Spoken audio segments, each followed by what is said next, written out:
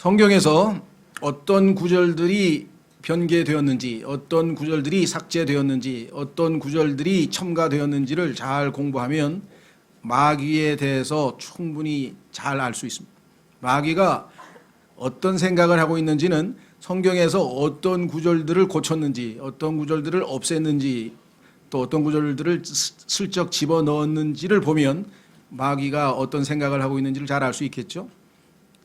뒤에 마귀가 역사하지 않고서는 인간이 자발적으로 하나님의 말씀을 이렇게 제멋대로 뜯어 고칠 수는 없는 것이겠죠. 보이지 않는 손이 뒤에 있다는 것은 영적인 감각이 있는 사람이라면 누구든지 충분히 알아챌 수 있는 사실입니다.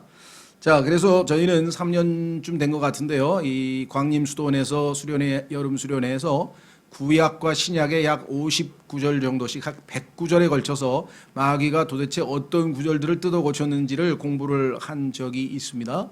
그래서 혹시라도 공부가 잘 안 되거나 그런 분들이 있으면, 관심 있는 분들이 있으면 그 109절을 한번 하나하나 훑어보면, 아, 마귀가 이런 구절들은 이렇게 뜯어 고쳤구나, 이런 구절들은 이렇게 뜯어 고쳤구나, 이렇게 해서 공부가 아주 제대로, 성경 공부가 아주 또 다른 측면에서 제대로 할 수 있는 그런 기회가 되겠죠. 마귀는 창세기 3장서부터 하나님의 말씀을 삭제시키거나 변경시키거나 변개시키거나 아니면 첨가, 없는 말을 집어넣거나 이렇게 해서 purity, 하나님의 순수성이 있는 순수한 하나님의 말씀을 변질시키거나 오염시킨 것을 우리는 알았고, 하나님께서 그 보존하신 성경을 우리 손에 드디어 들게 된 축복을 누리고 있습니다. 여기 계신 분들은 얼마나 관심을 가지고 계신지 모르겠는데요. 지금 개신교에서는, 사실은 우리가 정통인데 개신교에서는 내년도 종교개혁 500주년, 즉 1517년 마틴 루터가 비텐베르크의 이 성당, 예배당의 대문에다가 95개조의 카톨릭에 대한 반박문을 게재하면서 시작된, 그렇죠, 역사의 반전이죠. 역사가 대역전되는 위대한 순간 1517년인데요. 비텐베르크라고 하는 성당에다 붙였죠. 그런데 사실은 우리 바이블 빌리버, 성경을 믿는 그리스도인들에게는 이 종교개혁은 단순히 그 카톨릭에 대한 반발이라는, 또는 역사를 뒤집어 엎는 그런 것보다도 더 중요한 의미가 있습니다. 그것은 뭐냐면 마틴 루터가 4년 뒤에 1521년에 바르트브루크라고 하는 성에서 10개월 동안 신약 성경을 번역해서 완성을 했는데, 그 성경이 새로운, 하나님으로부터 시작된 새로운 빌라델비아 교회의 시작이었습니다. 왜냐하면 그 전에 중세 1000년 동안 사용되고 있던 카톨릭 성서들은 소위 말하면 라틴 벌게이트라고 하는데요. 라틴 불가타 또는 라틴 벌게이트라고 하는 이 성서는 무려 지금 우리가 들고 있는 하나님께서 보존하여 주신 그 성서와는 무려 6만 군데의 차이가 납니다. 약 80만 단어 중에서 6만 군데면 10%도 안 된다고 생각하실지 모르겠지만, 하나님의 말씀은 1.1획도 손댈 수 없는데 6만 군데라고 하는 것은 엄청나게 다른 겁니다. 우리가 생각할 때는 개혁성경 읽을 때는 크게 잘 모르겠더라, 그렇습니다. 그러나 군데군데 숨겨져 있는 것 하나하나 자세한 것까지 다 치면 그렇게 엄청난 차이가 있게 됩니다. 하나님께서는 중세 1000년 동안에 사용되던 그 공식 성서를 잘못됐다고 하는 것을 당대 최고의 석학 에라스무스, 어느 정도로 그 당시에 유명한 사람이냐면, 유명하고 인정받는 사람이냐면, 당대 유럽의 모든 국왕들은 에라스무스를 한번 보는 것이 소원이었다 그래요. 그래서 뭐 초청이 쇄도했습니다. 그리고 자신이 가지고 있는 왕립 도서관을 마음껏 무슨 책이든지 다 찾아볼 수 있도록 다 허락을 했는데, 에라스무스는 그 덕분에 전 유럽을 다니면서 모든 도서관에서 모든 자료를 다 모아서 중세 1000년 동안 사용했던 그 성서가 완전히 잘못된 성서라고 하는 것을 학문적으로 입증해서 유럽의 모든 사람들이 받아들일 정도로 압도적인 지성을 가지고 있었던 사람입니다. 그래서 그분을 통해서 신약 성경, 라틴어로 된 게 아니라 처음에 신약 성경이 기록되어 있던 원어 헬라어로 에라스무스가 성경을 편집했고, 그 신약 성경을 독일어로 10개월간 번역한, 그것이 진정한 의미에서의 종교개혁의 시작이고요. 나중에 우리가 이신칭이라고 하는 여러 가지 이제 교리적 이 오류를 바로잡는 일이 있었습니다만은 그러나 가장 중요한 것은 성경을 올바른 성경을 우리에게 주신 겁니다. 즉 오늘 본문에 읽은 말씀대로 보존하여 주신 성경을 우리 손에 들려주시기 위해서 하나님께서는 마틴 루터를 사용했고 그 이후에 그 독일어 성경에서 약 20여 개의 유럽, 예를 들면 크로아티아라든가 네덜란드라든가 화란이라든가 덴마크어라든가 스웨덴어라든가 전부 다 이 독일어 성경에서 마틴 루터의 성경에서 제대로 된 성경 번역이 활발하게 이루어졌고 드디어는 영어로 하나님께서 전 세계에 공용어로 사용하실 영어로 1611년 킹제임스 성경이 에라스무스의 성경과 그 이외에 수십 종의 모든 올바른 성경을 토대로 해서 완전히 인류에게 단 하나의 공용어인 영어로 인류에게 완전한 오류 없는 성경, 영어 킹제임스 성경이 우리 손에 들려지게 되는 위대한 역사가 바로 이때에 있었던 것이죠. 그게 1611년이니까 약 100년에 걸쳐서 하나님의 아주 치밀한 전략하에 우리 인류에게 1.1획도 오류가 없는 성서를 우리에게 주셨는데 그것을 어떻게 장담하냐.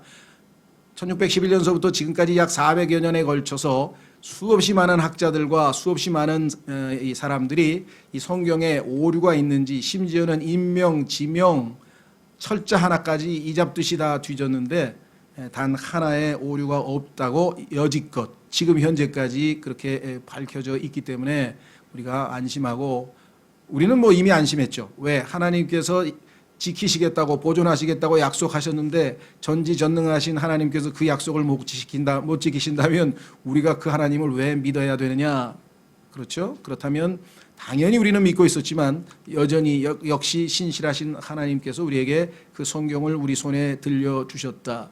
이러한 확신이 없이 신앙생활 한다고 하는 것은 굉장히 불쌍한 겁니다. 완전 무결한 성경을 완전 무결한 하나님께서 주셨다는 확신이 없이 어떻게 신앙생활이 전개될 것인지 참으로 안타깝기 그지없죠. 네, 더더군다나 칼빈도 불어로 된 올바른 성경을 썼고 웨슬리도 그렇고 영어가 됐든 불어가 됐든 독일어가 됐든 다 올바른 성경을 썼는데 우리나라의 개신교, 장로교를 포함해서 감리교 모든 개신교의 즉 종교개혁의 후손들이라고 하는 분이 하나님께서 제껴버리신 그 중세 천년의 옛 성서인 개혁 성경으로 되돌아가서 그것을 붙들고 지난 100년간 한국의 기독교 역사가 진행되어 왔다는 것은 참 뭐라고 설명해야 될지 모르겠어요. 매우 안타깝죠.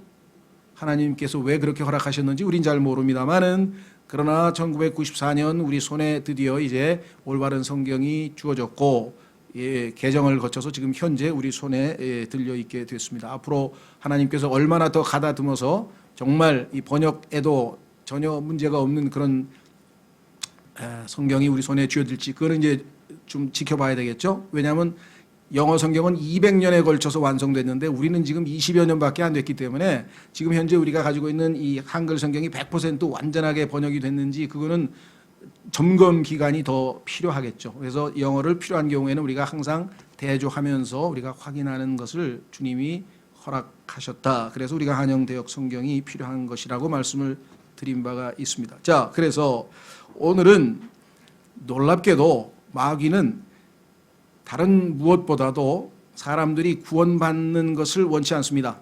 하나님은 모든 사람이 회개하여 구원에 이르기를 원하신다. 그게 하나님의 뜻이다라고 성경에 베드로후서에도 기록했고 디모데전서 2장에도 기록되어 있고 성경 곳곳에 모든 사람이 구원을 받는 것이 하나님의 뜻이라면 마귀가 원하는 것은 단 한 사람도 한 사람이라도 구원을 못 받게 하는 것이죠. 그래서 그는 구원의 사건이 구원의 역사적 현장을 기록한 성경 기록들을 남김없이 5군데 모두 다 뜯어 고쳤습니다. 그 사실을 현실을 우리가 오늘 성경 구절을 통해서 확인해 보려고 합니다. 자, 첫 번째 요한복음 9장 35절 찾아보겠습니다. 요한복음 9장 35절.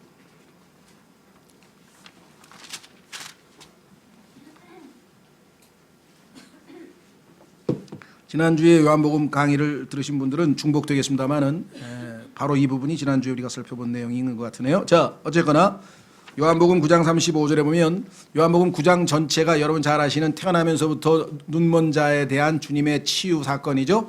치유의 기적이 있었는데 그 이후 이 사람을 만나서 1대1로, 왜? 이 사람은 자신이 예수님을 믿는다는 이유 때문에 쫓겨나서, 회당으로부터 쫓겨나서 유대교에서 축출당했습니다. 그래서 예수님께서 직접 그에게 찾아가서 그를 위로하시며 구원의 역사를 베풀고 계시는데 바로 35절입니다. 예수님께서 그들이 그를 내쫓았다는 것을 들으시고 그를 만나서 그에게 이르시되 네가 하나님의 아들을 믿느냐 하시니 그가 대답하여 이르되 주여 그분이 누구시오니까 내가 그분을 믿고자 하나이다 하매 예수님께서 그에게 이르시되 내가 그를 보았거니와 너와 말하고 있는 이가 크니라 하시니 그가 이르되 주여 내가 믿나이다. 당신께서 하나님의 아들이심을 믿나이다. 당신은 주님이십니다. 주여, 하나님에게 부르는 칭호죠. 하나님의 이름 주, 예수 그리스도의 이름 주, 성령님의 이름 주. 그래서 아버지와 아들과 성령의 이름 주라는 이름으로 침례를 받으라고 성경에도 말씀을 냈습니다. 주여 내가 믿나이다 하고 그분께 경배하니라. 경배는 하나님만이 받으실 수 있는 것인데 예수님은 당연히 경배를 받으셨습니다. 왜? 그분이 바로 주님이시고 하나님의 아들이시기 때문입니다.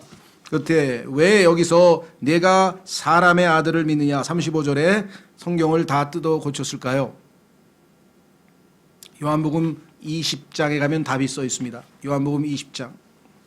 요한복음 기록 목적이 나와 있는 요한복음 20장에 보시면 하나님께서 요한에게 요한복음을 기록하라고 명하셨는데 그 목적이 있어요. 왜 요한복음을 기록하셨는가?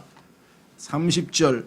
요한복음 20장 30절. 진실로 예수님께서 자기 제자들 앞에서 이 책에 기록되지 않은 다른 표적들도 많이 행하셨으나 이것들을 기록함은 예수님께서 하나님의 아들 그리스도이심을 너희가 믿게 하려 하며 또 믿고 그분의 이름을 통해 생명을 얻게 하려 함이니라. 예수님이 하나님의 아들 그리스도라는 사실을 믿으면 구원을 베풀고 영원한 생명을 얻고 구원을 얻게 된다라고 성경에 기록되어 있는데 그 목적 때문에 요한복음을 기록했는데 왜 요한복음에서 예수님께서 하나님의 아들을 믿느냐 이렇게 질문을 했는데 그것을 사람의 아들을 믿느냐라고 고쳤겠습니다. 자유주의자들이죠. 사람의 아들을 믿어서는 구원받을 수가 없습니다. 사람의 아들은 예수라고 하는 인간의 이름이에요. 그런데 그분이 하나님의 아들이시라는 사실을 믿어야지 인간이신 예수님을 믿어가지고서는요 전혀 구원에 이를 수가 없습니다. 차이를 아시겠어요? 그럼 예수님은 사람의 아들 맞지 않습니까? 물론이죠.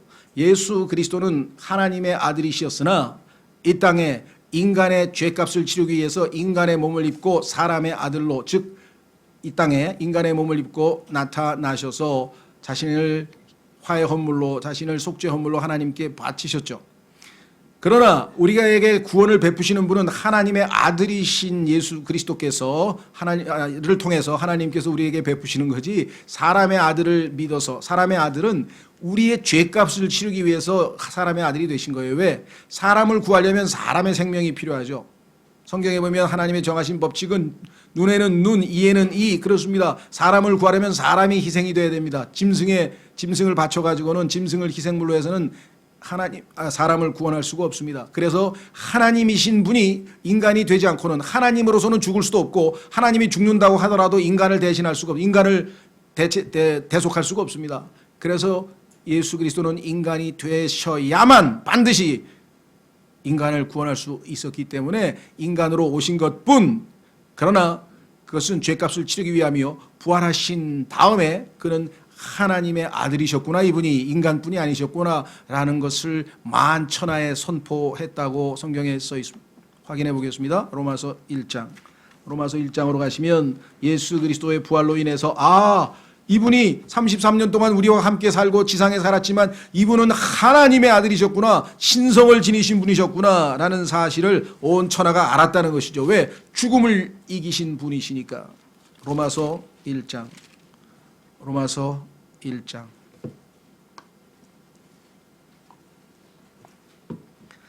1절부터 예수 그리스도의 종 바울은 사도로 부르심을 받아 하나님의 복음을 위해 구별되었는데 이 복음은 그분께서 자신의 대언자들을 통하여 거룩한 성경 기록들에 미리 약속하신 것으로 자신의 아들 예수 그리스도 우리 주에 관한 것이라. 그분께서는 육체로는 다윗의 씨에서 나셨고 사람의 아들 거룩함의 영으로는 죽은 자들로부터 부활하심으로써 어떻게 됐다고요? 하나님의 아들로 권능 있게 밝히 드러나셨느니라. 그래서 이 부활하신 하나님의 아들을 믿느냐? 이 하나님의 아들을 믿을 때 그분이 구원을 베푸실 수 있지 사람의 아들을 믿어서는 구원받을 수가 없습니다. 그러니까 마귀가 우리의 미천한 성경 지식을 이용해서 사람의 아들로 슬쩍 고쳐서 사람의 아들을 믿는다. 나는 인자를 믿는다. 그럼 못 받습니다. 구원을. 왜? 하나님의 아들이심을 믿어야 구원을 받는다고 성경에 써 있잖아요. 그래서 예수님 하나님의 아들 하나님의 아들이나 사람의 아들이나 예수님 어차피 믿는 거 아닌가요? 이렇게 어설프게 얘기를 하면 그거는 성경을 잘 모르는 겁니다. 하나님께서만이 인간을 구원하실 수 있지 어떻게 인간인 분이 인간을 구원할 수가 있어요? 인간은 인간을 대신해서 죽어줄 수는 있죠. 죄 없는 인간이셨으니까. 이해가 되셨습니까? 하나님의 아들과 사람의 아들의 차이를. 자, 그래서 놀라운 사실은요. 이분을 주여라고 부렀다는 얘기는 하나님의 아들로 인정했다는 것이죠. 예, 그런데 그 비슷한 내용이 누가복음에 한 번 더 나와요. 여기서도 사람의 아들로 바꿔놨어요. 자, 얼마나 이게 중요한 테마면 연속해서 마귀가 계속해서 이걸 뜯어 고쳤나 보세요. 오늘날 예수 그리스도를 사람의 아들로 인정하는 사람이 대한민국 860만 크리스찬 중에 거의 500만에 가깝습니다. 소위 말하면 자유주의 교회를 다니는데요. 예수 그리스도는 누구냐? 위대한 스승이다. 위대한 인간이다. 슈퍼스타다. 그렇죠? 예, 쟁쟁한 우리나라의 이 기독교 선각자라고 불리는 사람들 중에는요. 이런 분들이 엄청나게 많습니다. 자, 누가복음 23장 42절로 가겠습니다. 누가복음 23장 42절.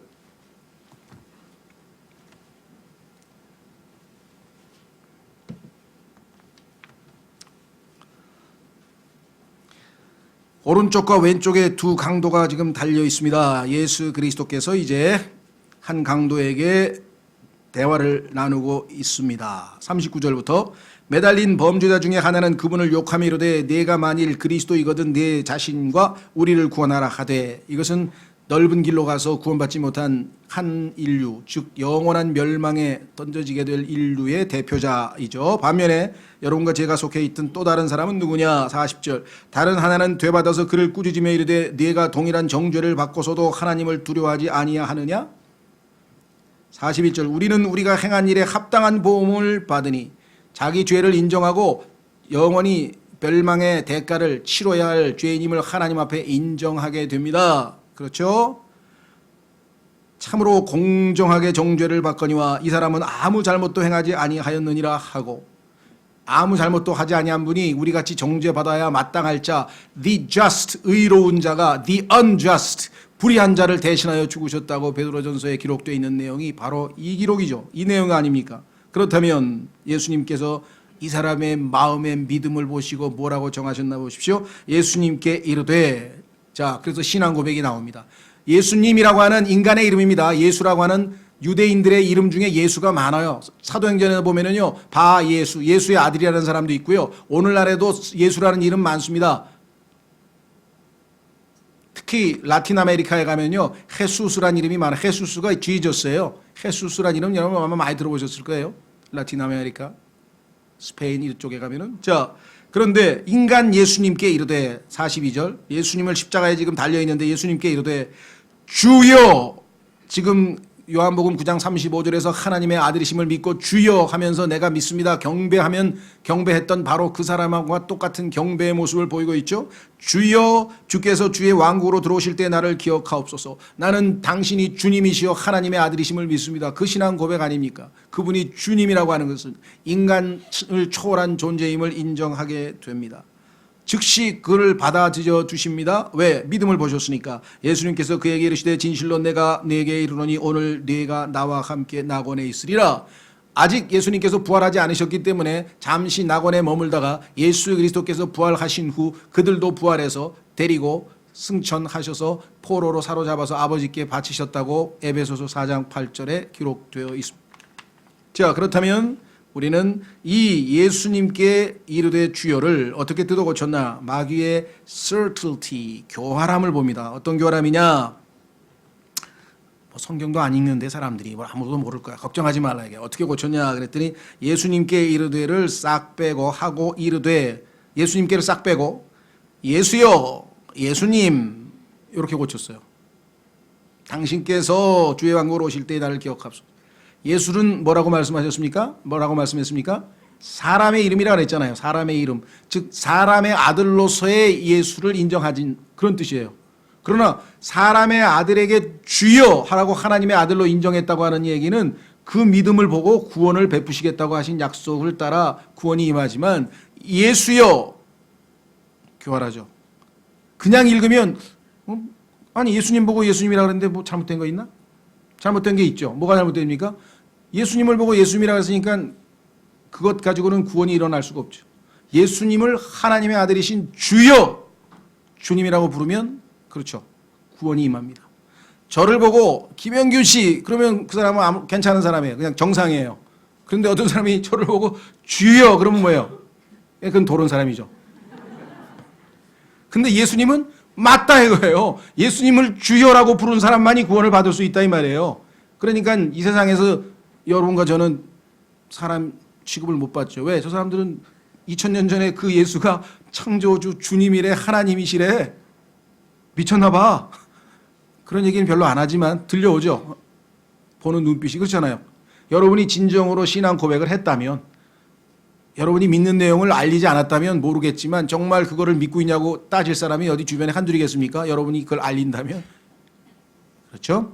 자, 그래서 마귀는 이렇게 교활하게 성경을 고쳐서 우리로 하여금 예수 그리스도 인간이신 그분께서 하나님의 아들이신 주님, 아버지와 아들과 성령과 같은 주님이라고 하는 사실을 믿지 못하도록 바꿨다. 상황마다 뜯어 고치죠. 세 번째, 사도행전 8장. 구원받는 장면만 나오면 마귀는 가만히 있질 않아요. 왜? 예수 그리스도를 시기하기 때문에. 왜 내 건데 나와 함께 영원히 불못에서 같이 고통받을 자를 왜 당신이 그 좋은 셋째 하늘로 왜 데리고 가느냐 이거예요. 성경에서 마귀가 얼마나 시기하고 있는지 아시겠어요? 에스겔서에 가면 마귀의 유일한 위안은 뭐냐? 지옥에서 고통받는 사람들을 바라보면서 와우 이게 다 내 작품이야? 그러고 위안받는다고. 물론 제가 각색을 좀 했죠. 읽어보세요. 그렇게 써 있어요. 마귀의 유일한 위안은 자기와 함께 있는 지옥에 와 있는 자들을 보면서 위안을 받는다고 성경에 써 있다니까요. 자, 그래서 어떻게든 믿지 못하게 하려고 하는데 사도행전 8장 37절에는 마귀의 무모함, 이 무모함은요, 그는 아무런 두려움도 갖지 않는 존재, 그 누구도 두려워하지 않는 무모한 존재. 하나님 앞에서는 당연히 두렵고 떨어야 되는데 그 하나님마저도 두려워하지 아니하는 무모한 존재라는 사실을 여기에서 우리가 볼 수가 있습니다. 자, 마귀는 그 누구도 두려워하지 않게 지음받았다고 하는 내용은 욥기 41장의 리워야단의 정체에서 밝혀져 있죠. 사도행전 8장으로 가보겠습니다. 여기서는 마귀가 제가 볼 때는 조금 어리석었던 것 같아요. 왜? 자, 사도행전 8장은 그 유명한 에디오피아 내시가 빌립이라고 하는 전도자의 복음을 듣고 이사야서 설명을 듣고 예수 그리스도를 믿고 구원받는 구원의 또 다른 역사적 현장인데요. 이 빌립이 아니라 에디오피아의 내시. 역사적으로 그래서 이 내시를 통해서 기독교가 복음이 전파됐고 에디오피아는 유일하게 지금도 형식적이긴 하지만 이 아프리카에서 기독교 국가로 지금도 남아 있고 우리나라의 박정희 대통령 시절에 방문했던 하일레 셀라시에 그분도 자신이 크리스찬이라고 하는 것을 와서 이야기한 적이 있죠. 자, 그래서 37절. 자, 이디오피아 내시가 유대인의 명절을 지키기 위해서, 왜냐하면 이 사람은 유대교 신자입니다. 유대교 신자들은 명절 1년에 3번은 반드시 모든 남자가 예루살렘에 오도록 구약에 하나님께서 말씀하셨는데 그 명절을 지키고 이제 고향으로 자기 에디오피아로 내려가는데 좀 직급이 높아서 이렇게 좀 마차를 타고 이렇게 가는데 하나님께서 초자연적인 방식으로 빌립을 보내서 에디오피아를 하나님의 복음을 전해줄 그런 그 일꾼으로 빌립을 보냈고 빌립의 전도를 받게 됩니다. 이사야서를 읽고 가는데 그것에 대해서 읽는 내용을 아느냐 그랬더니 가이드가 없는데 내가 어떻게 아느냐 그랬어요. 여기 아주 중요한 단서가 들어있죠. 예. 성경을 가르치는 사람은 가이드 역할을 합니다. 그런데 그것을 성경에서는 가르치는 것이라고도 표현해요. 그런데 빌립 요한 1서에 가면은 기름 부음이 각 사람에게 다 있기 때문에 성경을 가르침을 받을 필요가 없다. 그래서 각자 알아서 성경을 읽으면 되지 뭘 또 성경을 가르치고 말고 하느냐. 그런 그룹들이, 그런 교회들이 또 있어요. 성경의 요한 1서만 보면 성경을 가르치는 교사가 따로 있어야 될 필요가 없어요. 왜? 각자에게 다 기름 부음이 있는데 각자 성경 읽으면 각자 성경 깨달은데, 근데 문제는 각자 다르게 깨달으면 어떡하란 말이지. 서로 막 다르게 깨달으면 얼마나 혼돈이 있겠어요. 그렇죠? 그러니까 각자에게 성령님이 계셔서 기름 부음을 통해 인도하시는 것은 맞아요. 그런데 하나님께서 또 다른 방면, 즉 주님의 몸된 교회에 목사와 교사라는 은사를, 선물을 주셔서 그가 하나님의 말씀을 가르치도록 했어요. 교사니까. 그런데 그 가르침은 성령께서 각자 내주하시는 분은 그 가르침을 통해서 성령의 가르침으로 깨닫는 거예요. 설득당하는 게 아니에요. 인간의 교리를 제가 여러분에게 뭘 설명한다고 해서 설득당하는 게 아니라 각자 안에 계신 성령께서 가르쳐 주시는 거예요. 성령이 내주하시는 분은. 그렇지 않은 분은 제가 여기서 아무리 설명을 해도 무슨 말인지 알아들을 수가 없죠. 그렇죠? 문제는 어디에 있냐. 이 가르친다는 말과 우리 안에 내주하시는 성령이 가르친다고 하는 말을 성경에서 어떻게 구별을 두냐면, 내가 여러분에게 가르치는 것은 가이드 노릇을 하는 거예요. 성경의 이 구절을 설명하는 구절이 여기에 있습니다 하고 지금 제가 펴서 여러분들에게 안내를 해드리는 역할을 하는데, 이 에디오피아 내시는 혼자 읽다 보니까 뭔 소리인지 모르겠다. 그래서 가이드가 없는데 내가 뭔 소리인지 어떻게 알겠느냐 했더니 하나님께서 빌립에게 가이드 역할을 시키셔서 거기서부터 이사야서 53장에서부터 예수 그리스도에 관해서 증거하니까 그 예수 그리스도를 믿겠다고 이 빌립의 전도를 받은 내시가 답변을 했고, 그에게 침례 받아도 되겠느냐 그랬더니 분명히 믿었다면 얼마든지 가능하다. 믿는 순간 바로 침례를 받을 수 있다라고 얘기를 한 장면입니다. 확인해 보겠습니다. 35절. 이에 빌립이 입을 열어 바로 그 성경 기록에서부터 시작하여 내시가 읽는 부분이죠. 이사야서 53장. 그에게 예수님을 선포하니라. 그들이 계속해서 길을 가다가 어떤 물에 이름에 내시가 이르되 보라 여기에 물이 있으니 무엇이 내가 침례받는 것을 방해하리요 하매, 혹시 예수님 믿는 거 말고 또 침례받는데 조건 필요하냐 그랬더니 37절 빌립이 이르되 만일 그대가 마음을 다하여 믿으면 받을 수 있느니라 하니, 그가 응답하여 이르되 예수 그리스도께서 뭐라고요? 사람의 아들입니까? 아니죠. 당연히 아니죠. 하나님의 아들이심을 내가 믿노라 하니라. 그가 명령하여 병거를 멈추게 한 뒤 빌립과 내시가 둘 다 물속으로 내려가니 그가 내시에게 침례를 주니라. 자, 그러니까 37절이 얼마나 위대한 구절입니까? 침례를 받는 데는 조건이 하나뿐이에요. 예수 그리스도를 진심으로 믿느냐, 그 이외에 다른 조건이 없습니다. 뭐 학습을 받아야 될 이유도 없고요. 뭐 시간을 끌고 설명을 들어야 될 이유도 없습니다. 믿으면 바로 받을 수 있어요. 누구든지. 그렇죠? 예. 그래서 여기에 나와 있는 이 위대한 37절 전체를 마귀가 다 없애버렸어요. 그러면 마음을 다하여 믿으면 구원을 받을 수 있다. 그 얘기는 구원의 방법이 믿음이다. 또 침례의 조건도 믿음뿐이다. 그랬더니 내가 예수 그리스도가 하나님 아들이심을 믿는다. 신앙 고백. 이 어마어마한 위대한 하나님의 말씀들을 통째로 다 날려버리고 거기다가 없음이라고 써놨어요. 없음. 그 짓을 한 자들은 카톨릭이었는데 왜 그랬을까? 유아 세례를 교리의 가장 중요한 기본으로 삼고 있었는데, 갓난아기를 태어나면 유대인들은 8일 만에 할례를 받았는데 우리는 유대인들과 달리 그리스도인이니까 할례 대신에 어린애에게 침례를 주면 되지 않느냐. 이렇게 해서 마치 할례를 대체하는 언약인 것처럼, 전혀 언약이 아닙니다. 침례는 간증이지, 여기 나와 있잖아요. 믿는다고 하는 신앙 고백과 함께 간증을 하는 거지 어떤 종교 의식이나 그런 그 언약이 아닌데도 불구하고 교리적으로 이것을 갖다 붙여서 할례 대신에 유아 세례를 받는 것이 중요하다, 이렇게 생각을 했던 것이었어요. 그리고 유아 세례를 딱 하면 그 순간에 하늘나라 간다, 하늘나라에 뭐 올라가는 것처럼 해놓고, 물론 나중에 이제 견진성사 12세 뭐 한 번 하고 뭐 이렇게 점검을 하지만요, 등록부에 올리는 거예요. 그러면 자동으로 나중에 헌금도 내야 되는 거고 교회 멤버십이 형성이 돼서 이미 모든 걸 확보할 수 있는 이러한 아주 계산된 의미에서 이런 유아 세례를 시행을 했는데, 그것을 정면으로 거부하고 그것은 사악한 왜? 침례로 구원을 받으면 믿음에 의한 칭의가 아니라 종교 행위를 해야 구원을 받는다는 행위 구원이 되어버리죠. 가장 중요한 복음의 진리를 거부하기 때문에 이 엄청난 이 잘못을 그렇죠 저지르는데 어떤 방식으로 했는가? 성경 구절을 아예 삭제시켜 버렸습니다. 없어져 버렸어요. 그래서 유아 세례를 왜 이거를 읽는 사람들은 성인이 그렇죠 자발적으로 자신의 신앙 고백을 한 다음에 침례를 받도록 되어 있는데 8일밖에 안 된 애기가 무슨 신앙 고백도 안 했는데 왜 침례를 줍니까? 자기들이 봐도 사도행전 8장 37절이 남아 있다면 정면으로 하나님의 말씀을 어기고 있다는 것을 스스로 인정하는 꼴이 되기 때문에 이 구절은 도저히 안 됩니다. 이건 없애야 됩니다.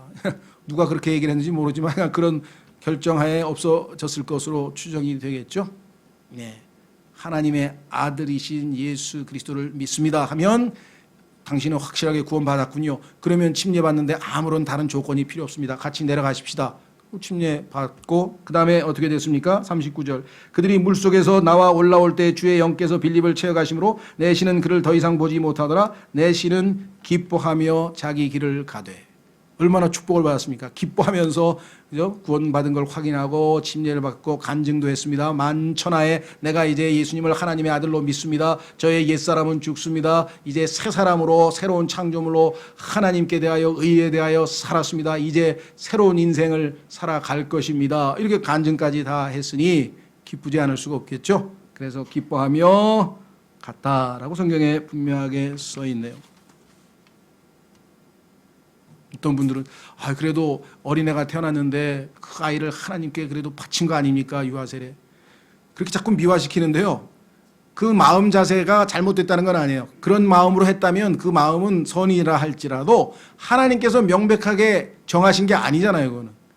그러면 인간이 고쳐야죠. 내 생각과 하나님의 생각이 다를 때에는 인간의 생각을 고쳐야 됩니다. 그렇죠? 예, 많은 사람들이 행위 구원에 있어서도 얼마나 선의로 아이고 가인이 얼마나 열심히 농사를 지어가지고 깨끗하게 막 모르겠어요. 식초 있었는지 없었는지 식초에 담가서 깨끗하게 닦아서 행주로 깨끗하게 아주 또 정성스럽게 이렇게 과일도 닦아가지고 하나님께 한 상 차려드렸는데 하나님께서 너 왜 내 방식으로 하래? 내가 언제 그거 그렇죠? 자, 우리는 하나님의 말씀을 따르는 믿음을 보시고 하나님께서 우리를 기뻐하시는 거지 외적인 열심과 외적인 어떤 활동만이 중요한 것이 아니다. 네 번째, 사도행전 9장 5절과 6절. 이번엔 그 유명한 사도 바울이 예수 구원을 받는 장면인데요. 마귀는 여기에서도 심사가 많이 뒤틀렸던 것 같아요. 그래서 이것도 놔둘 수가 없지 이렇게 생각을 했던 것 같습니다. 자, 사도행전 9장 다마스커스로 가는데 하나님께서 사울을 택하기 위해서 이제 햇빛보다 더 강렬한 빛이 비치게 됩니다. 그게 아마 창세기 1장 3절에 빛이 있으라 했을 때 그 빛이겠죠. 태양이 아직 창조되기 전에 빛이니까 그 빛을 받고 눈이 멀어버렸는데요. 자, 이렇게 됐습니다. 3절 사울이 길을 가다가 다마스커스에 가까이 이르렀을 때 갑자기 하늘로부터 빛이 나와 이 빛이 햇빛보다 더 세다고 나중에 뒤에 간증을 했죠. 22장에서 그를 둘러 비추더라. 그가 땅에 쓰러져 들음에 한 음성이 있어 그에게 이르되 사울아 사울아 어찌하여 네가 나를 핍박하느냐 하시거늘 그가 이르되 주여 누구시니까 하니. 자, 거의 반사적으로 나온 거예요. 이건 신앙 고백이라기보다는요. 하늘에서 음성이 들리니까 너무 놀래가지고 그냥 누군지도 모르는데 일단 주여 하고 부르는 거예요. 습관적으로. 왜? 그게 유대교의 입에 밴 거 아니에요. 그렇죠? 예. 우리도 교회 다니는 사람들도 뭐 찻잔 떨어뜨리거나 뭐 물 쏟거나 그러면 주여 주여 입에 배에서 주여 하듯이 그냥 습관적으로 한 것인데 하니 주께서 이르시되 나는 내가 핍박하는 예수라 가시체를 걷어차기가 내게 고생이라 하시거늘. 자, 주님이 하신 말씀을 다 삭제시켜 버렸어요. 자, 그러니까 그가 이르되 주여 누구시니까 하니 주께서 이르시되 나는 내가 핍박하는 예수라. 삭제. 가시체를 걷어 자기가 내게 고생이라. 너 쓸데없는 짓을 하는구나.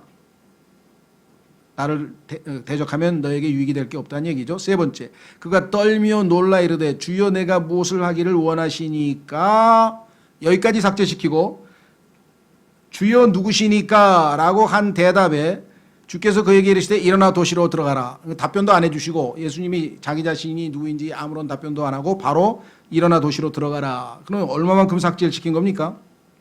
자, 삭제시킨 내용 중에 한번 보겠습니다. 주께서 뭐라고 응답하셨냐면 자신을 알려주셨어요. 왜? 누구시냐고 물어봤잖아요. 예수님께서 내가 핍박하는 예수라. 사실 바울은 지금 누구를 핍박하고 있었습니까? 예수 그리스도를 믿는 구원받은 하나님의 자녀들을 포박해서 감옥에 가두기 위해서 지금 핍박하고 있는 중인데, 예수님은 자기가 핍박을 받고 있다라고 했습니다. 얼마나 위대한 진리입니까? 왜? 예수 그리스도는 자신이 몸이요, 머리이고 우리가 몸이라고 얘기했고 한 몸이라 그랬죠. 그리고 같은 아버지를 모신 형제라 부르기를 부끄러워하지 아니하셨다고 히브리서 2장에 써 있죠. 그렇다면 예수 그리스도와 우리가 하나이기 때문에 예수님께서는 자신의 지체들이 핍박당하는 것을 자신이 핍박당하는 것으로 간주하셨다. 여기에 주님의 몸된 교회에 관한, 하나됨에 관한 위대한 진리, 요한복음 17장에 예수께서 하신 기도의 위대한 진리가 이 속에 담겨져 있습니다. 그렇죠? 주여 내가 무엇을 하기를 원하시나이까, 이렇게 또 고백했네요. 예수 그리스도를 만났는데 이분이 누구이신지 알았어요 이제. 그래서 그 순간 성령님의 조명으로 이분이 주님이시구나, 내가 핍박하는 예수라 했는데, 그 내가 예수님 살아 당시에 소문 들었고 내가 가끔 가다가 힐끗힐끗 봤던 그 30세 청년이 내가 이제껏 섬긴 주 여호와 주님이시구나 라는 것을 알고, 그는 드디어 여기서 주여 내가 무엇을 하기 원하십니까? 내 인생의 주인 되시는 분이시여 내 인생의 주인께서 무엇을 하기를 원하십니까? 라고 고백을 했습니다. 고린도전서 6장으로 가보겠습니다. 고린도전서 6장으로 가면 사도 바울도 우리에게 동일한 권면을 합니다. 예수 그리스도께서는 우리의 주인 되시는 분이십니다. 그래서 우리는 우리에게 주어진 영과 혼으로, 몸으로 주인 되신 그분을 섬기는 것이 마땅하다 그랬습니다. 여러분과 저의 주님은 주인이란 뜻입니다. 주인. 고린도전서 6장 19절. 고린도전서 6장 19절. 도대체 무슨 말이냐? 너희 몸이 너희가 하나님에게서 받은 바 너희 안에 계신 성령님의 전인 줄을 너희가 알지 못하느냐? 너희는 너희 자신의 것이 아니니 주인이 따로 있느니라. 주께서 값을 치르고 너희를 사셨느니라. 그런즉 주인이 따로 계신즉 하나님의 것인, 주인이 하나님이시죠. 하나님의 것인 너희 몸과 너희 영으로 하나님께 영광을 돌리라. 바울은 즉시 예수 그리스도를 주님으로, 옛날 우리 이재우 시대의 사극으로 치면 주군으로 모시겠다는 거예요. 주군으로 모시고 내 모든 걸 다 드리겠습니다. 저를 사용하십시오. 이것이 하나님을 만난 사람의 첫 반응과 고백이라는 것입니다. 그렇죠? 그래서 이 위대한 신앙 고백과 이 위대한 구원의 장면을 아주 그냥 시기심이 나서 두고 보질 못해요, 마귀가. 그래서 또 없애버렸어요. 무모하죠? 이렇게 엄청난 구절들을 마음대로 없앨 수 있을까? 없앴습니다. 무모합니다. 자, 마지막 다섯 번째, 사도행전 16장 31절, 빌립보 간수가 구원받는 장면입니다. 하여간 구원받는 장면만 나오면 마귀는 막 부들부들 떠는 것 같아. 내 사람인데 왜 뺏어가냐고 아마 그렇게 하는 모양이죠. 예, 사도행전 16장 31절.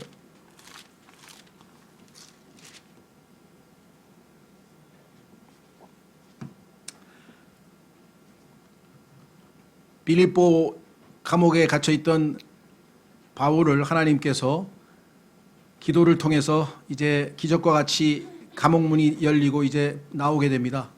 그랬더니 간수가 너무 놀래가지고 이제 난 죽었구나, 책임을 자기가 통감하고 자살하려고 했을 때 바울이 해하지 말라. 28절. 바울이 큰 소리로 외치며 이르되 내 몸을 해하지 말라. 우리가 다 여기 있노라 하니. 우리 도망 안 친 거다 이게. 하나님께서 우리 지금 열어주셨는데 우리는 떳떳하게 다 허락받고 나가지 도망 안 친다. 걱정하지 마라. 그때 그가 등불을 요청하며 뛰어들어가 떨면서 바울과 실라 앞에 와서 엎드리고. 왜 그랬을까요? 이거는 하나님이 개입하지 아니하고 뭔가 초자연적인 엄청난 신적인 뭔가가 임재하지 아니하고 도저히 이런 일이 벌어질 수 없다는 것을 알고 그는 즉시로 직감을 한 거죠. 그래서 바울과 실라 앞에 와서 엎드리고 그들을 데리고 나와 이르되 선생들이여 내가 무엇을 하여야 구원을 받으리까 하거늘. 아무것도 안 해도 되죠. 제가 그 미국에 2006년도에 갔을 때 그 제임스 낙스 형제님의 딜랜드 교회에서 이제 그 잠깐 간증을 하라 그래가지고 간증을 했을 때 여기 이 구절을 아마 인용했던 것 같아요. 예. 무엇을, 그렇죠? 선생들이여 내가 무엇을 하여야 구원을 받으리까? 선한 청년도 누가복음에서 주여 제가 무엇을 하여야 영생을 얻으리까? 답은 뭐예요? 아무것도 안 해도 된다. 왜? 다 이루었으니까. 믿기만 하라. 손 내밀고 거저 받기만 하면 되는 거지 뭘 하긴 뭘 해요. 아무것도 안 해도 되죠. 그래서 제가 간증하면서 nothing 그랬더니 막 웃더라고요. 거기 있는 사람들이 뭘 알아들었나 봐요. 아무것도 안 해도 된다. 다 했으니까, 다 이루어 놓으셨으니까. 그냥 빈손으로 받았다 이거죠. 그래서 답이 뭡니까? 행함이 아니라 31절 그들이 이르되 주 예수 그리스도를 믿으라 그리하면 내가 구원을 받고 내 집이 받으리라 하며 주의 말씀을 그와 그의 집에 있던 모든 사람들에게 말하니라. 근데 우리나라는 자주 이 지하철역이든 이렇게 가다 보면은 곳곳에 어느 교회에서 기증을 했는지 거울이 떡 있고 그 밑에 보면은 주 예수를 믿으라 그리하면 너와 내 집이 구원을 받으리라. 제가 이 뭐라 그러나 이거 사인펜이라나 그러니까 그 쓸 수 있는 펜만 있으면 가서 거기다 그리스도를 첨가시켜. 왜? 주 예수만 믿으면 구원 못 받거든. 그건 무슨 말이냐? 예? 주 예수 믿으면 구원 못 받아요? 주 예수가 그리스도이라는 사실을 믿으면 구원을 받죠. 그러나 성경에서 지금 이 순간 하나님께서는 주 예수를 믿어라 그렇게 말씀하신 게 아니에요. 주님만 믿어도 구원받을 수 있고 예수만 믿어도 구원받을 수 있고 그리스도만 믿어도 구원받지만 그것은 연계해서 주 예수 그리스도 즉 삼위일체 하나님을 믿는 겁니다. 합쳐서. 근데 단순히 그 중에 한 가지만 그렇죠? 빼서 믿으면 그거는 잘못 믿는 것이에요. 그래서 오직 예수파가 있어요. 아버지도 예수, 성령님도 예수. 그건 완전히 이단입니다. 오직 예수파는. 아버지와 아들과 성령이 한 하나님이신데 그것을 우리가 얘기할 때 줄여서 주님, 아버지의 이름도 주, 성령의 이름도 주, 예수님의 이름도 주. 자, 그래서 분명히 하나님께서는 주 예수 그리스도를 믿으라 이렇게 얘기를 했는데 주 예수를 믿으라 이렇게 해서 그리스도를 삭제시켰는데요. 그리스도와 예수라는 그 예수님의 칭호와 이름이 수십 번씩 신약에서 굉장히 많이 삭제됐어요. 아주 마귀는 그 성경 구절이 나오기만 하면 아주 싫은가 봐요. 그걸 다 어떻게든지 하여간 아마 제 기억으로는 아마 한 50군데 60군데에 없앨 거예요. 예수님의 이름 자체를 그렇게 없애버렸습니다. 개혁성경에서. 자, 고린도전서 8장 5절로 가보겠습니다. 조금 보완 설명을 해드릴게요. 도대체 주 예수 믿는 거나 주 예수 그리스도 믿는 거나 뭐가 차이가 있냐? 차이가 많죠. 고린도전서 8장 5절. 고린도전서 8장 5절. 비록 하늘에나 땅에나 신들이라 불리는 자들이 있어 신들도 많고 주들도 많으나 주 예수 그리스도 할 때요. 주님 하면은요. 그 주님이 정말 주 예수 그리스도 할 때 주인지 주들이 lords 많아요. 이 땅에. 심지어는 아브라함도 사라가 주라고 불렀어요. 그렇죠? 예. lord 많아요. 영국에 가면 뭐 lord 천지야. 무슨 경.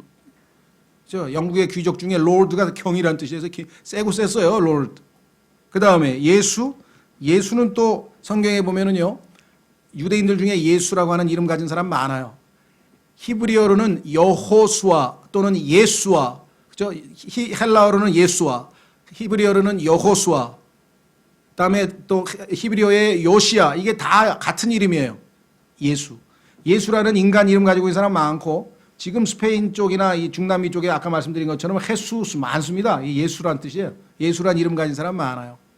성경에도 나와요. 바 예수. 예수의 아들이라는 자가 하나 나타나 가지고 사도행전에 보면 나왔죠. 따라서 예수만 갖고 안 돼요. 세 번째 그리스도. 성경에 보니까 그리스도가 적 그리스도들이라고 하는 표현이 나오고 그 다음에 거짓 그리스도들이라고 하는 표현이 나옵니다. 그리스도 셌어요. 많아요. 뉴에이지 운동하는 사람들도 다 그리스도 믿는다 그래요. 왜? 그리스도가 메시아예요. 메시아. 기름 부음 받은 자. 그러니까 주 신적인 주님 하나님 아버지 예수 그렇죠? 하나님의 아들이신 예수님이 인간으로 오셨던 그분 그 다음에 그리스도 성령의 기름 부음이 있는 그분 주 예수 그리스도 삼위일체 모든 하나님의 전적인 신격이 다 완전히 들어있는 complete name 예수님의 완전한 이름 주 예수 그리스도를 믿으라 그리하면 내가 구원을 받고 내 집이 구원을 받으리라 이렇게 말씀하셨는데 그리스도를 삭제시킨 것은 잘못이다. 자, 그래서 우리는 성경에서 우리가 이제 특히 아직 킹제임스 성경에 대해서 정확하게 알지 못하시는 분들에게 도와드리려면 이 구원에 관해서 5구절을 잘 기억해 두셨다가 이렇게 구원에 관해서 정확하게 하나님께서 우리에게 보존해 주신 정확한 성경 구절로 한번 우리가 보자. 어떻게 기록되어 있는지. 그렇죠? 이 구절들을 이렇게 삭제해도 괜찮은 거냐? 그냥 별 차이 없이 개역 성경 써도 되는 거냐? 그렇지 않다는 거죠. 이거는 당연히 맛보기고요. 이건 말고 훨씬 더 많지만 가장 중요한 구원이 일어나는 사건 현장에서 마귀가 얼마나 이것들을 시기하고 싫어했는지 이 정확한 내용이 보존되어 있는 성경을 여러분과 제가 우리 손에 쥐고 읽고 묵상하고 사랑하고 있다는 것은 엄청난 축복이라는 사실을 여러분들이 인식하셔야 됩니다. 이미 익숙해지셔서 뭐 나 원래부터 킹제임스 성경 오래 썼어. 그걸로 끝이 아니고 그 성경의 가치를 제대로 알아야 우리가 다른 사람에게 잘 설명해 주잖아요. 그렇죠? 예. 꼭 우리가 뭐 세일즈맨은 아니라도 자기 회사 제품이 얼마나 좋은 건지를 알아야 가서 사람들에게 설명을 우리가 해 주지 않겠느냐. 그렇죠? 특히 구원에 관한 5구절을 잘 기억해 두셨다가 우리가 설명하시면 좋겠습니다. 이 시간 이 위대한 말씀들을 우리에게 보존해 주시고 우리에게 알려주신 주님 또 우리를 구원해 주신 주님께 잠깐 감사의 기도 드리겠습니다.